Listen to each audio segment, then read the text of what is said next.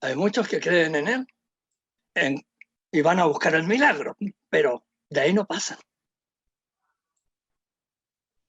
Y a Jesús no le interesa eso.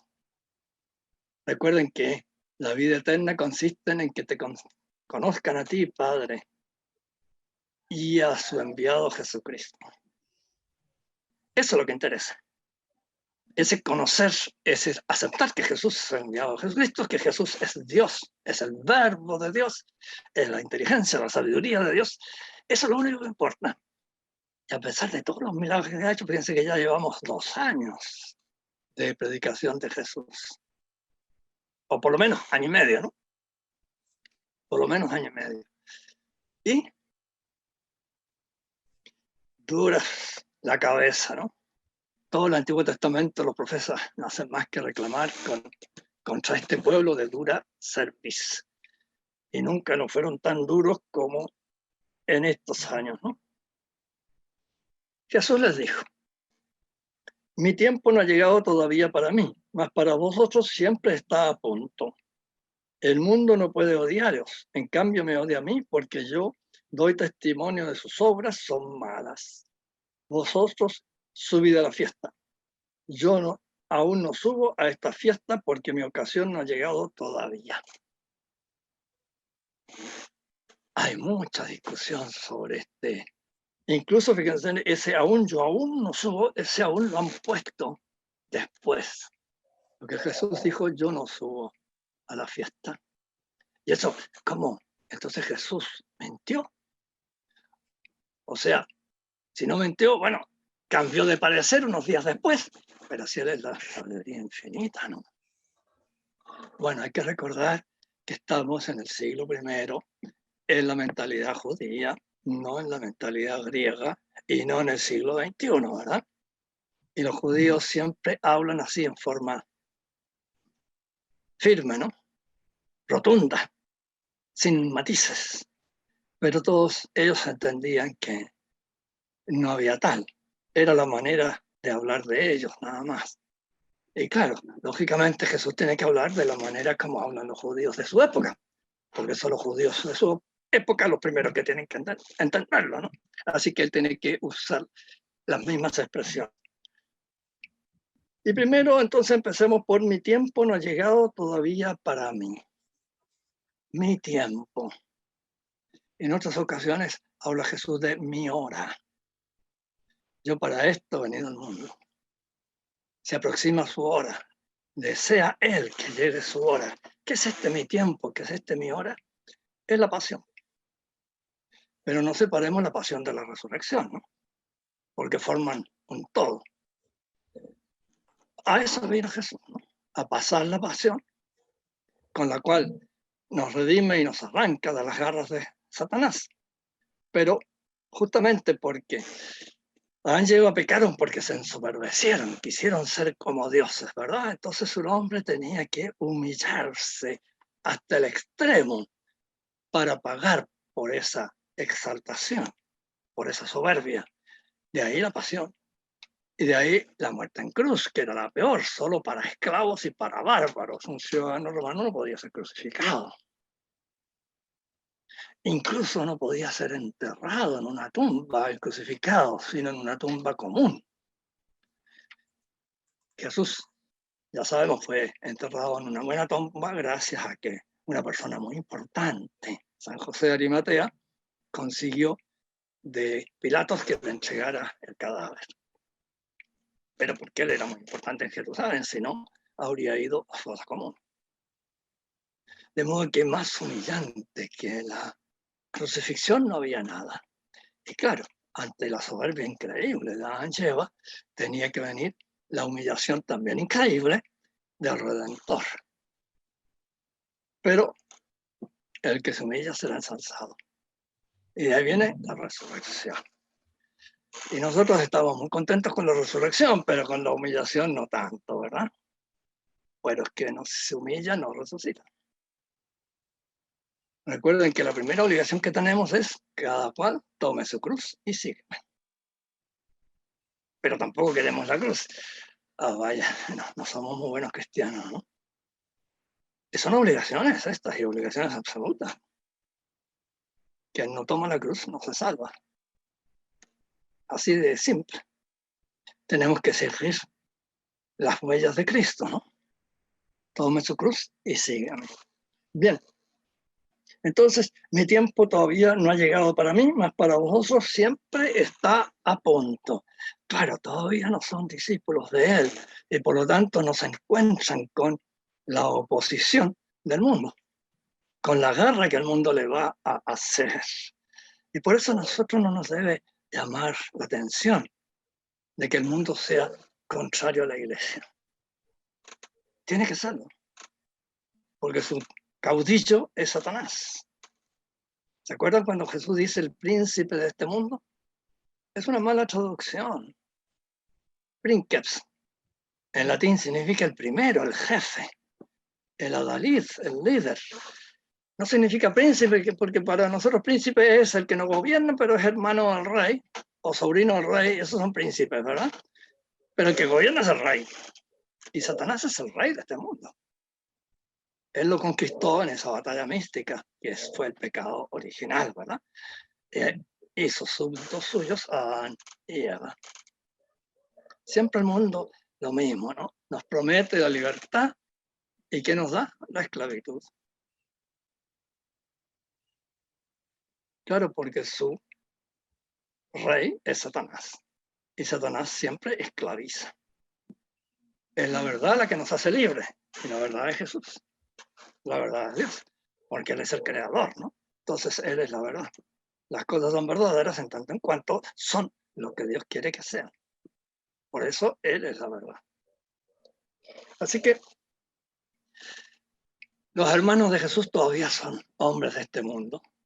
Todavía son esclavos de Satanás. Así que el mundo no puede odiaros.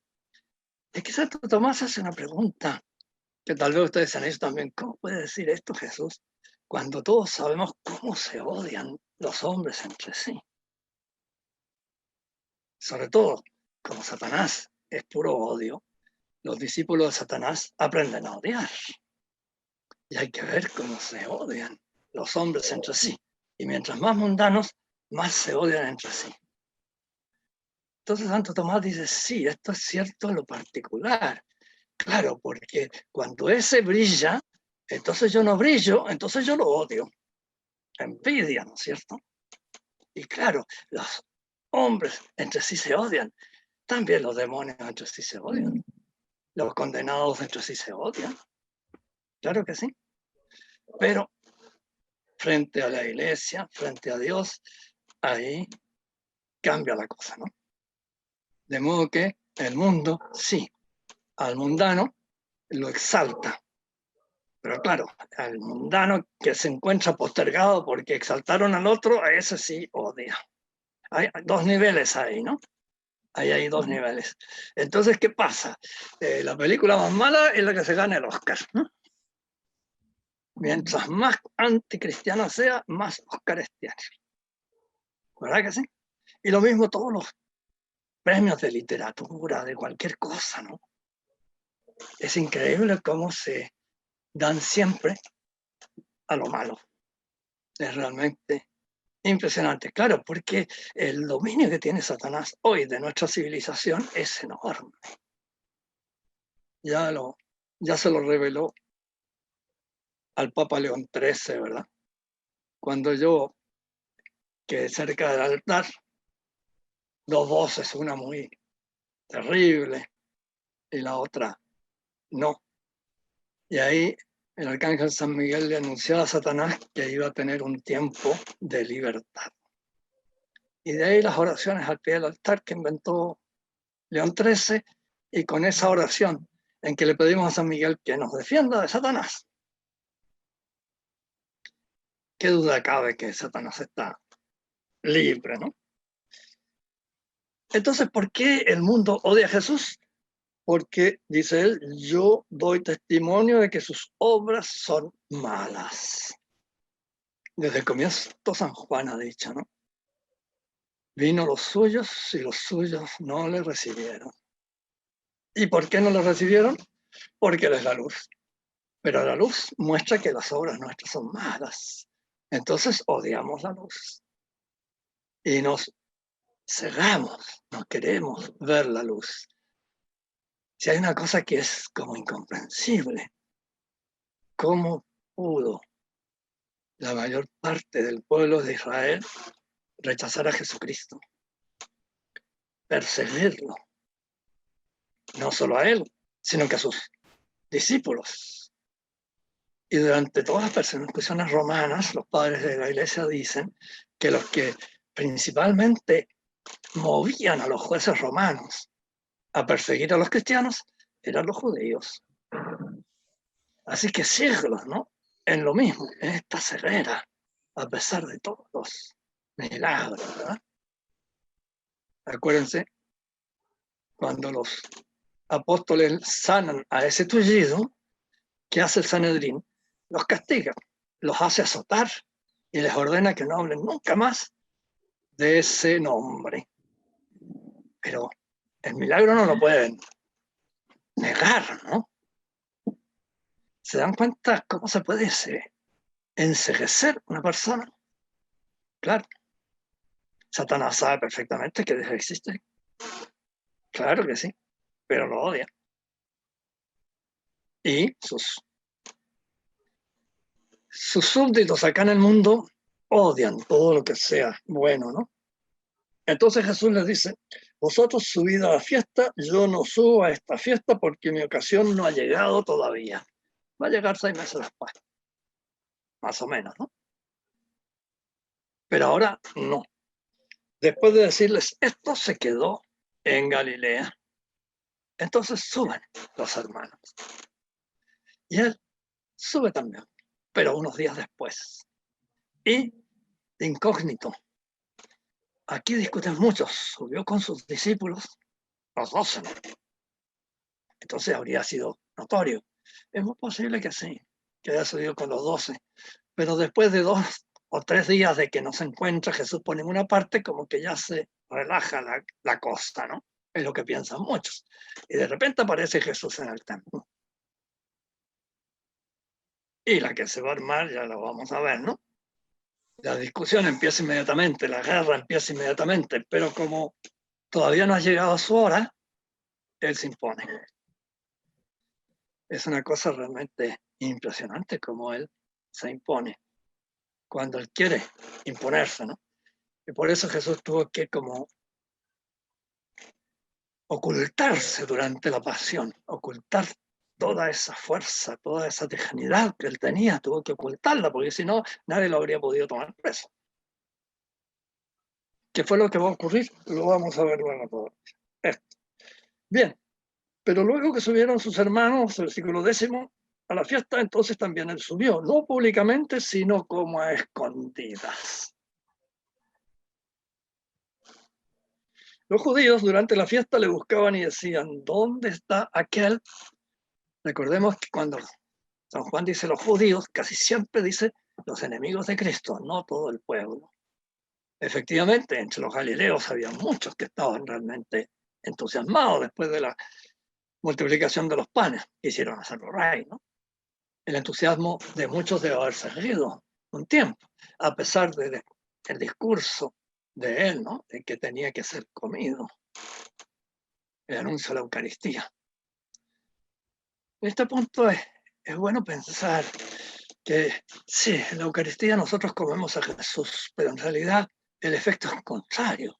No es que nosotros incorporemos a nuestro ser a Jesús, sino que Jesús nos incorpora a su ser. Es que ese es el cuerpo místico, ¿no es cierto? Nosotros entramos por el bautismo al cuerpo místico y nos vamos adhiriendo cada vez más al cuerpo místico por nuestras comuniones, y el cuerpo místico es de Jesús. Claro, nosotros somos hijos de Jesús y por lo mismo deificados. Jesús en cuanto a Dios, claro está, ¿no?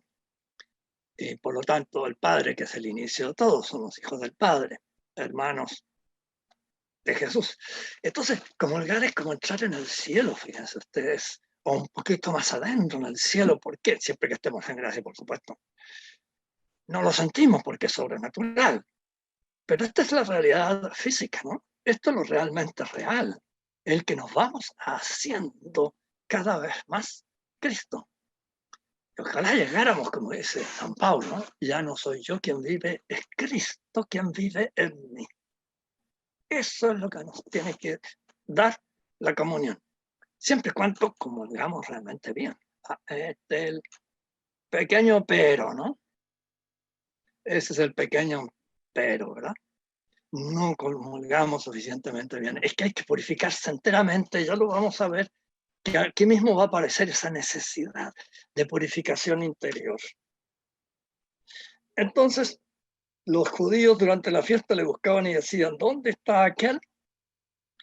Y corrían muchos rumores acerca de él en el pueblo. Los unos decían, es bueno, mas otros decían, no, que engaña al pueblo. Está dividida la opinión pública, diríamos hoy día, ¿no es cierto? Muy dividida. Sin embargo, nadie hablaba de él con libertad por miedo a los judíos. Así que esto es un cuchicheo nomás, ¿no? Y nadie se atreve. Todos saben ya que el Sanedrín lo único que quiere es matar a Jesús. Entonces no se puede hablar abiertamente. Pero, versículo 14. Pero ya mediada la fiesta subió Jesús al templo y se puso a enseñar. De pronto aparece en el templo. Vaya sorpresa. No pudieron atajarlo antes y cuando se convencieron de que no venía, apareció. Vaya sorpresa. Pero acuérdense cuando lo van a matar a Jesús, 6 meses después, ¿no?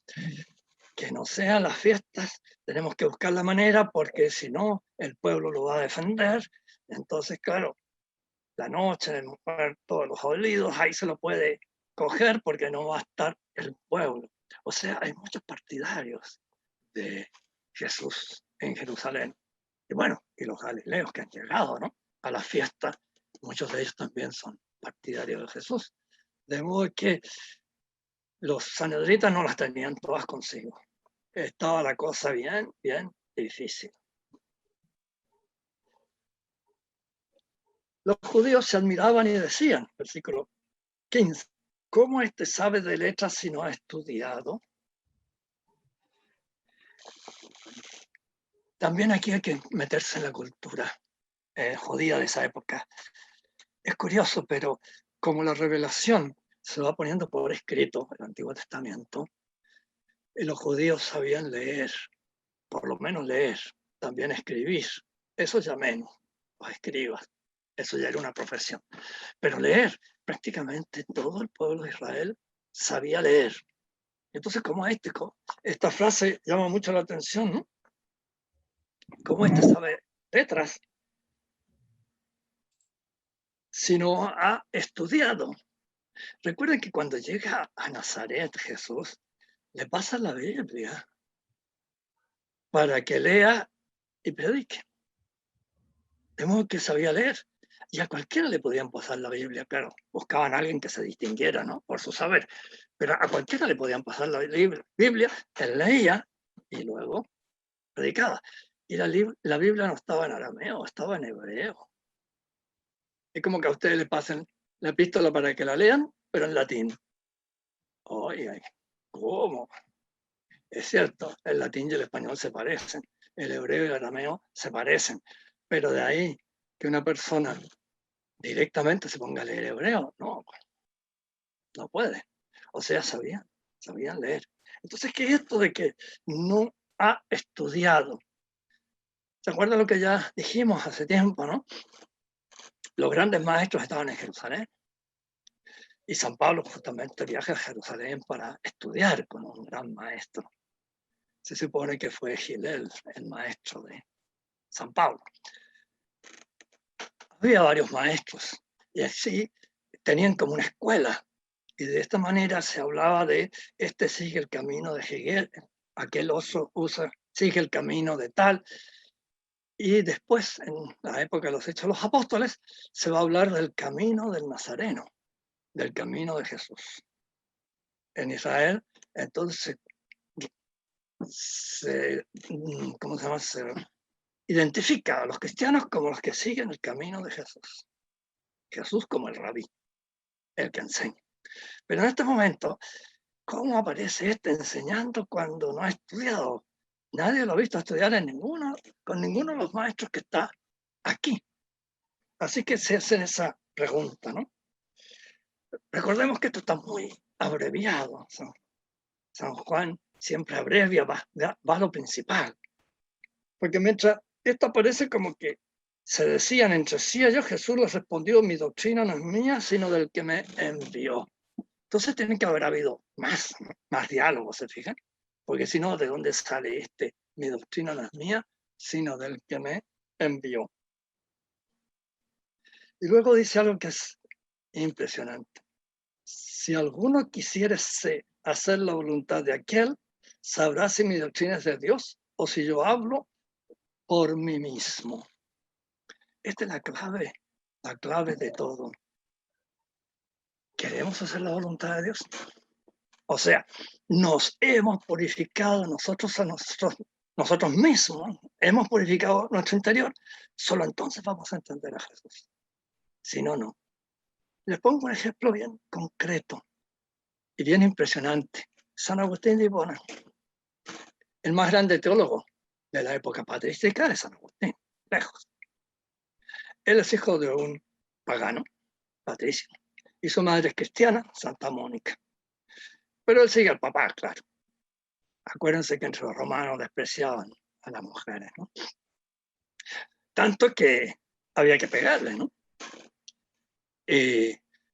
Jamás Patricio le pegó a Mónica, así que en todo Tagaste, cuenta San Agustín, las mujeres creían que Mónica tenía algún brebaje especial, porque no podía hacer eso que no le diera sus cachetadas Patricio, ¿no? Eso no podía ser, tenía que tener un brebaje esta Mónica, así.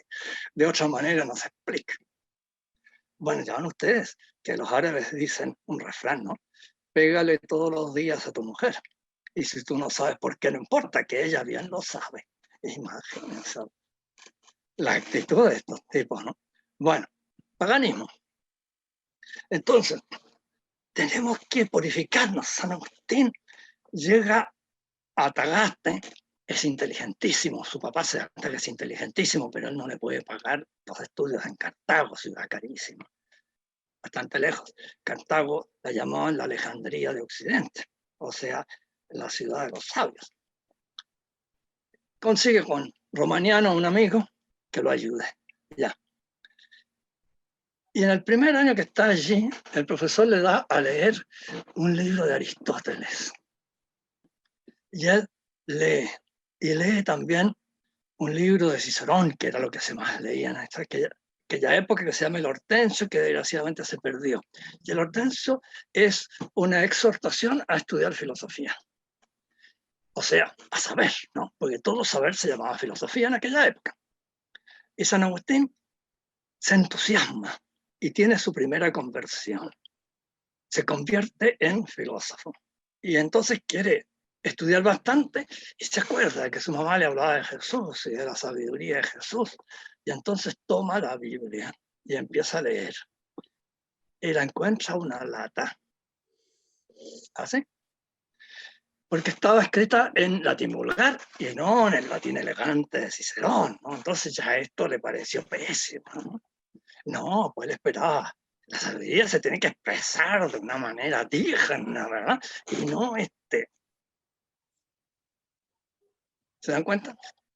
Y además, vivía con una concubina, estaba estudiando para hacerse rico nada más, era lo que más le importaba para sobresalir, como todos, ¿no?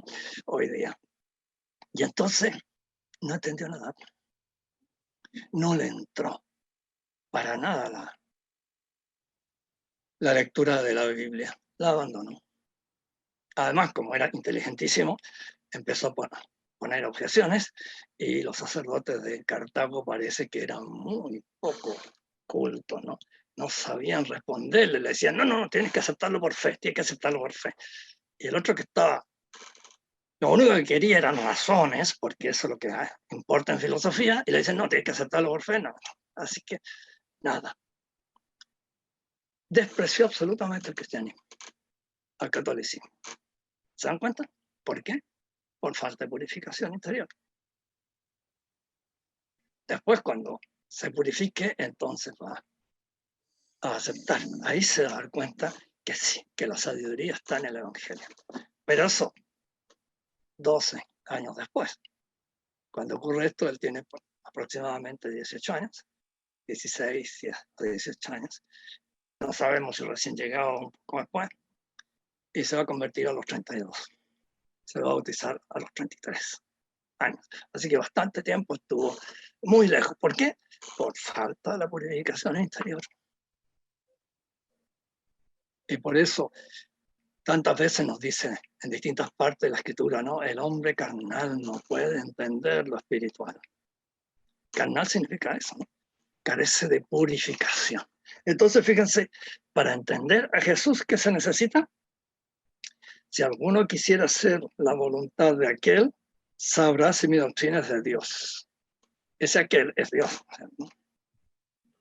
Hay que empezar por ahí. De modo que lo primero es purificarse.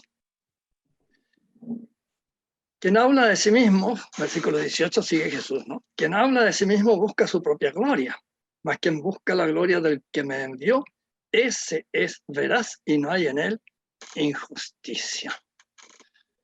Según los expertos, esta también es una traducción un poco deficiente, ¿no? Pero en fin, quien habla de sí mismo busca su propia gloria, que era lo típico de los fariseos, que es lo típico de los profesores también, ¿no? Que es lo típico de la gente que quiere sobresalir, que quiere triunfar, ¿verdad? Claro. Mas quien busca la gloria del que me envió, ese es verdaderamente, y no hay en él injusticia. No es que es veraz, sino que verdaderamente eso es lo que hay que buscar. Claro, y por eso es que se necesita esa purificación previa. Tenemos que purificarnos de todo apego a las criaturas para poder entender la palabra de Dios. Y mientras más nos purifiquemos, mejor. ¿Se acuerdan San Juan de la Cruz? ¿Se acuerdan ese dibujo que él hizo la subida al Carmelo? Dibuja así un cerro, ¿no? Y una línea recta. Y esa línea recta dice nada, nada, nada. Quien quiera subir a la cima del Carmelo tiene que reconocer que él mismo es nada. Tiene que vaciarse enteramente de sí mismo. Y entonces podrá llegar a la cima del Carmelo. Está dicho aquí también, ¿no? El que quiera hacer la voluntad de Dios, ese entiende. Otra vez dice, el que es de Dios, oye mi palabra. Claro.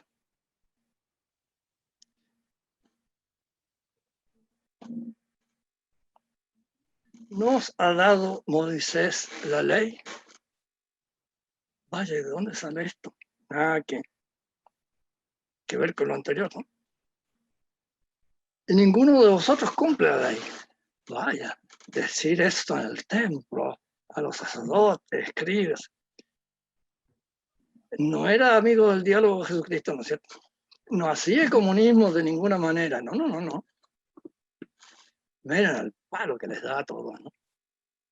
No os dio Moisés la ley y ninguno de vosotros cumple la ley. Entonces, ¿por qué queréis matarme? Respondió la turba, tiene demonio. ¿Quién te quiere matar? Qué raro es esto, ¿no? Si ya todo el mundo cuchucheaba por todas partes, ¿no? A este lo quieren matar, por eso preguntan tanto por él. Y ahora estos dicen, tienes demonio, ¿quién te quiere matar? Sabían de más que querían matarlo, pero no lo podían decir, sobre todo en el templo frente a mucha gente, muchos de los cuales eran partidarios de Jesús. Entonces no se atreven. Está tan esquematizado esto que nosotros no podemos identificar quién es el que dijo esto, si lo dijeron varios con aprobación o con reprobación. Va a lo medular San Juan, ¿no es cierto? Jesús les contestó y dijo, una obra hice y todos os admiráis. Nos vamos a dar cuenta, por lo que dice luego, que el problema está, ¿se acuerdan?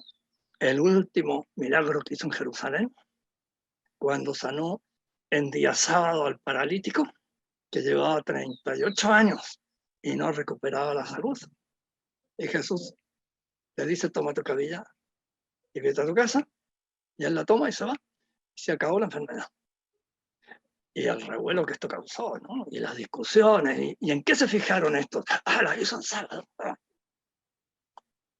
Bueno, va a salir eso aquí, ¿no? Entonces Jesús les dijo, una obra hice y todos os admiráis. Pues bien, Moisés os dio la circuncisión, si bien no era de Moisés, sino de los patriarcas, y la practicáis en día sábado. Anda.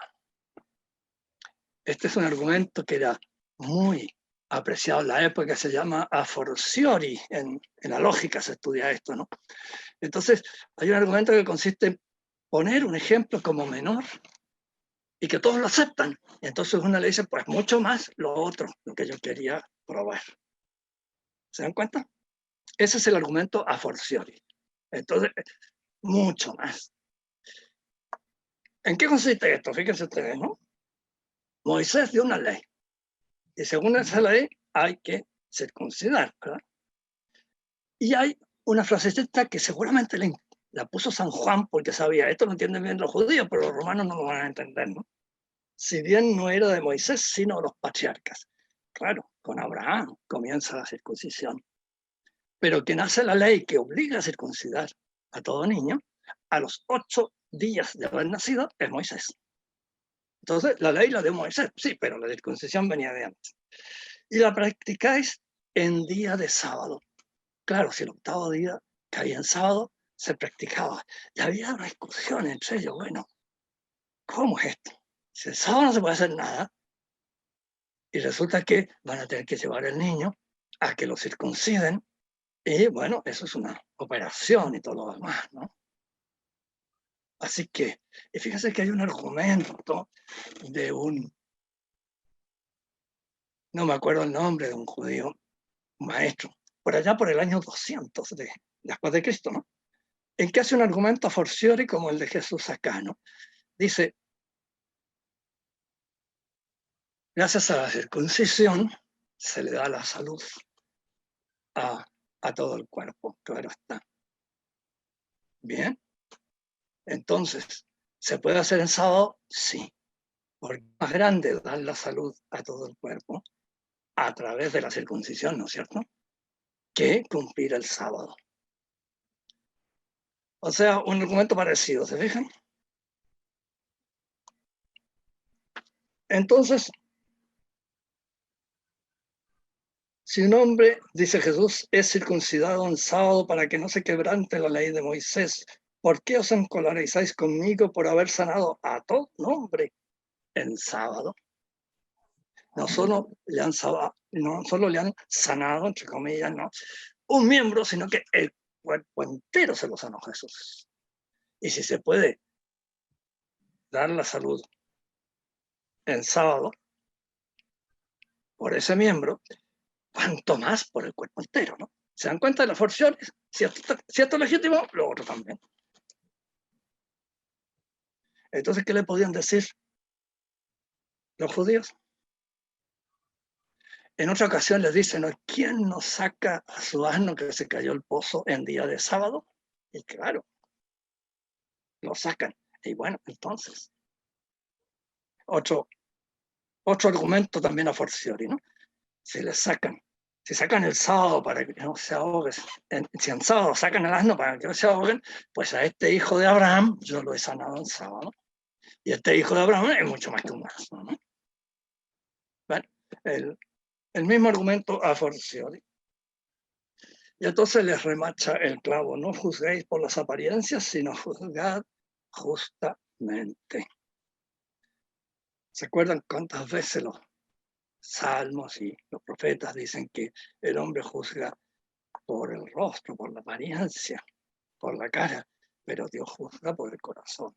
Solo Él hace el juicio justo. Pues nosotros también tenemos que imitar en esto a Dios la medida de lo posible, ¿no?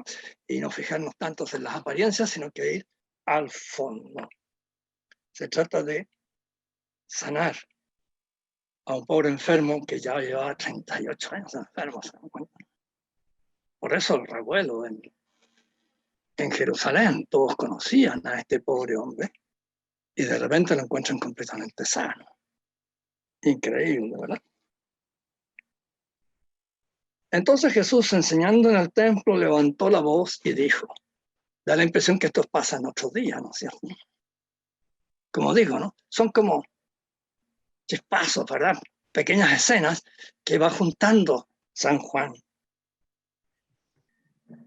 ¿Qué dijo Jesús entonces? Pero ahora exclamando, alzando la voz, dice acá. Los expertos dicen cuando dice algo así San Juan, quiere decir que lo que va a decir es muy solemne.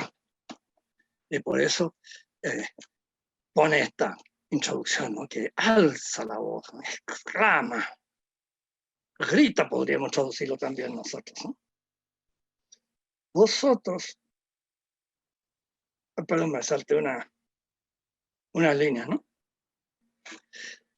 Me salté la 25. Entonces algunos hombres de Jerusalén decían, ¿no es este al que quieren matar? Ah, sí sabían, ¿no? Mira con qué libertad habla y nada le dicen. No habrá verdaderamente entendido, no habrán verdaderamente entendido los príncipes que Él es Cristo. O sea, hay gente que se atreve, después de esto que han visto a Jesús hablando en el templo, se atreven a hablar de Jesús más abiertamente, ¿no? Y se ilusionan. A lo mejor lo han pensado mejor lo del Sanedrín y le están dando libertad a Jesús para que hable. Pero viene inmediatamente la objeción. Pero esto sabemos de dónde es, mas cuando el Cristo venga nadie sabrá de dónde es. Era una idea muy común en la época hablar de que el Mesías iba a estar escondido y de pronto se iba a dar a conocer. En cambio de este se sabe, tiene por padre a José, por madre a María, y vivió toda su vida en Nazaret, en Galilea, y viene de Galilea. ¿Y podrá salir algo bueno de Galilea, dicen por ahí? Desprecio de la capital a la provincia, ¿no? Sobre todo una provincia tan llena de helenistas, de romanos, de griegos, helenizada bastante, así que más despreciable todavía. De modo que no puede ser el Mesías. Nadie sabe de dónde va a salir el Mesías. Entonces viene lo que la ley recién. Entonces Jesús, enseñando en el templo, levantó la voz y dijo, vosotros no solo me conocéis, sino también sabéis de dónde soy. Claro, hijo de José y María, viene de Galilea, viene de Nazaret. Muy bien. Pero va a cambiar la cosa, ¿no? Yo no he venido de mí mismo, mas es veraz el que me envió, al cual vosotros no conocéis. Yo lo conozco, porque de él procedo y él me envió. Y entendieron los discípulos, los judíos, sobre todo los de Sanedrín, lo que quería decir con esto, ¿no? Fíjense bien, ¿no? Yo no he venido de mí mismo, mas es veraz el que me envió, al cual vosotros no conocéis. Yo le conozco porque de él procedo y él me envió. Se está declarando entonces profeta. Y más que profeta, se está declarando Dios mismo. ¿Se acuerdan que en otra ocasión vamos a ver que van a tomar inmediatamente piedras para lanzárselas, pero Jesús se va a esconder y va a salir del templo y no se las lanzaron? Y tan claro lo tienen que a Pilato le van a decir, este se hace hijo de Dios. Y el susto de Pilato fue grande, ¿no? Claro, porque en la mitología romana había muchos hijos de dioses, ¿no? Hércules, ¿no es cierto? Jasón, ¿verdad? Se creía que los dioses podían bajar a la tierra, sea varones, sean mujeres, y tener un hijo con un ser humano. Entonces eran semidioses estos, ¿no? Entonces el susto de Pilato fue grande. Bueno, pero ellos entendieron. Y piensen ustedes que cuánto se ha dicho últimamente, sobre todo entre los teólogos luteranos ha tenido mucho éxito esta idea. Jesús no se presentó como Dios. Eso es un invento muy posterior. Y por eso tratan de hacernos creer que estos escritos, los evangelios, son muy tardíos. Por supuesto, del siglo II, ninguno del siglo I. Por ningún motivo. Pero eso ya no se puede sostener porque se encontró en Qumran, que todos sabemos que fue en esas cuevas, se cerraron entre los años 66, 67, 68, cuando avanzaron las legiones, que finalmente el 70 destruyeron y quemaron y demolieron Jerusalén. Y ahí se encontró un fragmento. Entonces es anterior al año 68. Y ese fragmento era del Evangelio de San Marcos. Entonces, cayó toda la idea esta de que los evangelios son del siglo II y lo más lejos posible. Y ahí es donde viene la deificación de Jesús. Pero fíjense que aquí Jesús está diciendo claramente, pero el modo como los judíos lo podían entender, que él procede de Dios, al que él ha llamado varias veces su padre, ¿no? Y su padre es verdaderamente su padre, y de él procede. Y por eso él habla y exige que le crean todo lo que él dice. Por supuesto, ¿quién va a discutir con Dios? Lo hemos dicho tantas veces, ¿no es cierto? Yo le conozco, porque de él procedo y él me envió. Les ha dicho antes que ellos no lo conocen. Claro, nadie conoce a Dios. Si el que ve a Dios muere inmediatamente. Así que tenemos las palabras que los profetas nos transmiten, pero a Dios nadie lo conoce, nadie lo ve. En cambio, él sí, ¿no? Porque de él procedo. Está hablando entonces de las procesiones de la Santísima Trinidad, como dicen los teólogos ahora, ¿no? El Padre es el origen de todo y por eso Dios de Dios, luz de luz, decimos en el credo, ¿no?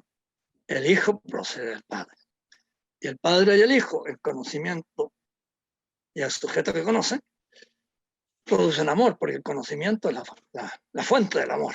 Entonces, entre el Padre y el Hijo, de ellos dos, de esta relación mutua entre los dos, procede el Espíritu Santo. Y esa es la Santísima Trinidad. Y aquí está una parte de la Santísima Trinidad ya revelada, ¿verdad? ¿Y qué pasó? Querían entonces prenderle, mas ninguno le echó mano porque aún no había llegado su hora. Muchos de entre la gente creyeron en él y decían, el Cristo cuando venga hará más milagros que los que éste ha hecho. Hay gente que está empezando a darse cuenta. Y claro, si hace tantos milagros, tiene que venir de Dios. Se lo dijo Nicodemo, ¿se acuerdan? El año anterior. Nadie hace los signos que tú haces si no es de Dios. Sí, pero aquí es algo más, ¿no? Él es Dios. Entonces la cosa cambia bastante. Pero qué difícil es entender esto, ¿no? Bueno, ya son más de las 8, así que tenemos que terminar aquí. Comenzar puntual y terminar puntual, ¿verdad? Sí. Y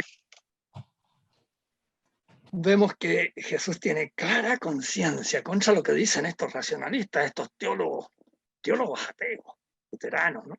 Y que han tenido mucha influencia entre los católicos en el siglo XX, sobre todo en la segunda mitad del siglo XX. Jesús no pretendió nunca decir que era Dios. Y aquí lo estamos viendo. De él procede Jesús. Y su doctrina no es suya, sino que es de él que le envió. Y él es el enviado del Padre. Está indicando poco a poco, ¿no? Al modo judío, sin decirlo tan violentamente, pero se dan cuenta y entonces quieren matarlo de todas maneras porque es un blasfemo. Y al final se lo van a tener que decir a Poncio Pilato, ¿verdad? Bien, no sé si alguna pregunta, alguna aclaración quieran. Hay dos preguntas que son muy breves. Una dice, la hora se mezcla con el día, como decir, comillas, el día y la hora, pero el día también se mira como un conjunto de años. ¿Será de confusión? Ya, claro, los judíos, recuerdan ustedes que eran muy poco precisos en la cuestión tiempo, en la cuestión hora, en la cuestión días, ¿no? Y estas palabras tenían bastantes usos simbólicos. Y ahí hay que ver en el contexto en que se dice, ¿no? Que se habla de la hora, se habla del día, se habla del año o del tiempo, y muchas veces es con un sentido muy distinto. Así que es bien difícil poder, sin saber en qué contexto se ha usado la expresión, qué es lo que quiere decir. Ahora, en el caso de Jesús es bien claro cuando él habla de su hora, ¿no? Mm. Que se refiere, fíjense ustedes, a toda la pasión y la resurrección. Y nosotros litúrgicamente comenzamos la pasión el jueves, pero parece que comenzó el martes, en la tarde. Así que son varios días, ¿no? Y ese es el día de él, esa es la hora de él, ese es el momento fijado por el Padre, ¿no? Eh, pero el modo de hablar judío no es el nuestro. Ellos no tenían relojes, así que no pueden, no tenían ninguna seguridad. Además, fíjense que ellos dividían siempre el día en 12 horas y la noche en 12 horas. Y eso está muy bien en el trópico. Pero a medida que nos alejamos del trópico, en verano las horas del día son mucho más largas y las de la noche son mucho más cortas. Son las mismas 12, ¿no es cierto? Y en invierno ocurre todo lo contrario. De modo que hablaban con mucha imprecisión todo esto, ¿no? ¿La otra pregunta? Y hay una pregunta que la de Raimundo la voy a dejar para otra oportunidad porque esa había quedado resuelta en clases anteriores, Raimundo, sobre el tema de la personalidad de Dios.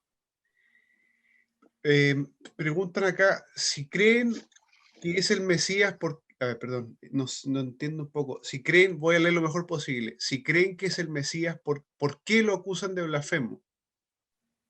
Ya, es que no creen que es el Mesías. Pero no es eso el punto, ¿no? Blasfemo es el que dice algo que es indigno de Dios. Entonces, cuando Jesús, que es un hombre, se presenta como Dios, es un blasfemo, porque está diciendo que Dios es un hombre. ¿Se fija en el sentido que tiene la expresión? Y por eso esto no puede ser. Hay una, hay una ley en Israel, ¿no? Que ordena matar al que se diga Dios. Claro, porque entre los paganos, los dioses aparecían en la tierra y eran, digamos, hombres más grandes, si ustedes quieren, ¿no?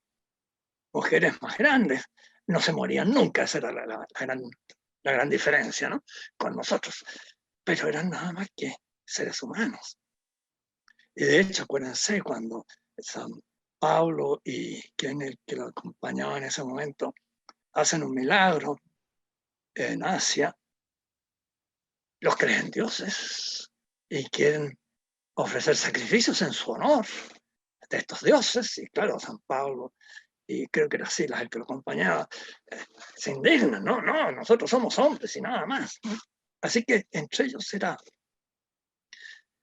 una posibilidad que apareciese un Dios, porque al fin y al cabo tenía apariencia humana. Pero claro, entre los judíos no. Yahvé es otra cosa, ¿no? Entonces, si a alguien se dice Dios, es un blasfemo. Le está atribuyendo a Dios una realidad que no puede atribuírsele a Dios de ninguna manera, que sea un hombre. Perfecto. Gracias, Juan Carlos. Me veo tentado a partir de una discusión que hubo en el Mercurio, unas cartas entre un político católico y un profesor de Derecho y de Filosofía, destacar lo que respondió este político católico a propósito de lo que decía don Juan Carlos de los teólogos. Y cito, este es un profesor de teología de la Universidad Católica de Chile, se llama Carlos Chicken Dance, un nombre un poco desafortunado. El Concilio Vaticano II marcó un cambio de rumbo en la vida de la Iglesia y su relación con el mundo, constituyendo el certificado de defunción, de comillas, de la cristiandad. Lo que para algunos, los que sienten nostalgia por la cristiandad, responde este político católico, puede ser una tragedia. Yo lo veo como una gran liberación y una gran oportunidad. Primero, para la comunidad política, que se ve libre de la tutela eclesiástica, y luego para la Iglesia, libre de las ataduras del poder temporal. Yo creo que no merita más comentario, que ahí permite entender el tamaño del desastre. Muchas gracias, don Juan Carlos, y muchas gracias a todos ustedes. Nos vemos el próximo martes, en nuestra última clase. Muy bien.